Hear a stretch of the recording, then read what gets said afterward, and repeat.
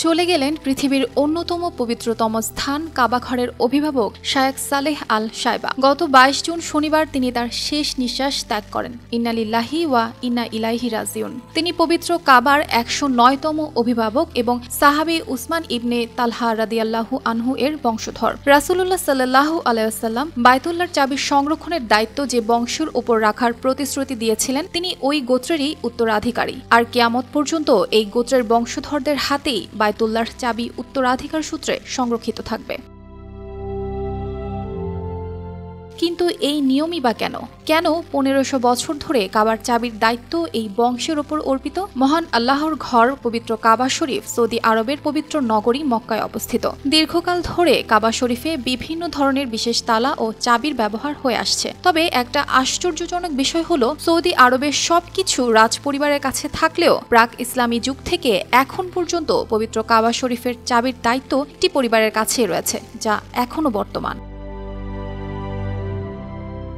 এই সম্মানিত পরিবারটি গত ১৫০০ বছর ধরে এই দায়িত্ব পালন করে আসছেন, যার সূত্রপাত হয় হযরত উসমান ইবনে তালহার মাধ্যমে। এরপর থেকে বনু তালহা গোত্রের সবচেয়ে মুরব্বী তথা বয়স্ক সদস্যরাই উত্তরাধিকার সূত্রে এ দায়িত্ব প্রাপ্ত হন এবং সম্মানের সঙ্গে আমৃত্যু এ দায়িত্ব পালন করে থাকেন। মক্কা বিজয়ের পর অনেক কিছুতে পরিবর্তন হলেও মহানবী সাল্লাল্লাহু আলাইহি ওয়াসাল্লাম এই গোত্রের হাতেই কাবা ঘরের চাবিটি রেখে দেন। ফলে তারাই কাবা ঘরের আনুষ্ঠানিক সেবক। মক্কা বিজয়ের দিন নবী করিম সাল্লাল্লাহু আলাইহি ওয়াসাল্লাম তাদের কাছ থেকে চাবি নিয়ে কাবাঘর পরিষ্কার করেন, পরে তাদের হাতেই চাবি ফিরিয়ে দেন।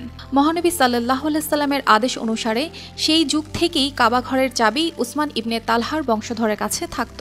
মুহাম্মদ সাল্লাল্লাহু আলাইহি সাল্লাম বলে দেন, এখন থেকে এ চাবি তোমার বংশধরের হাতেই থাকবে কিয়ামত পর্যন্ত। তোমাদের হাত থেকে এ চাবি কেউ নিতে চাইলে সে হবে জালিম।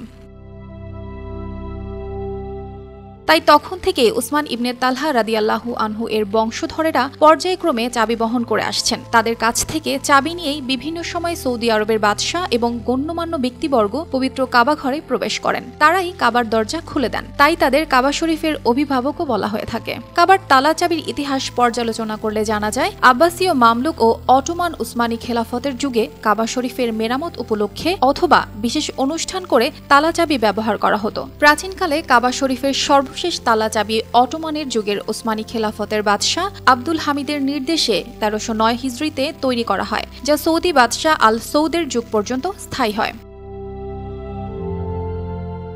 আধুনিক সৌদি আরবের জনক বাদশাহ খালেদ ইবনে আব্দুল আজিজ আল সৌদি এ তালা ও চাবি পরিবর্তন করেন। তারপর ২০১২ সালেও পরিবর্তন করা হয় পবিত্র কাবা শরীফের তালা এবং চাবি, যা এখনো বর্তমান। তবে পবিত্র এই ঘরের চাবি আজও হারায়নি, যদিও বহুকাল আগে এক ব্যক্তি চুরি করার চেষ্টা করে এবং সফলও হয়। পরবর্তীতে সে চাবিও উদ্ধার করা হয়। এখন প্রশ্ন, কাবার ১১০তম চাবি বাহক কে হবেন? তা নিয়ে সৌদি সংবাদ মাধ্যমে কয়েকজনের নাম উঠে এসেছে। তাদের একজন হলেন আব্দুর রহমান এবং অন্যজন হলেন আব্দুল মালিক আল সাইবি। তবে তার নিয়োগের চূড়ান্ত বিষয়টি সৌদি রাজকীয় আদালতের মাধ্যমে সম্পন্ন হয়।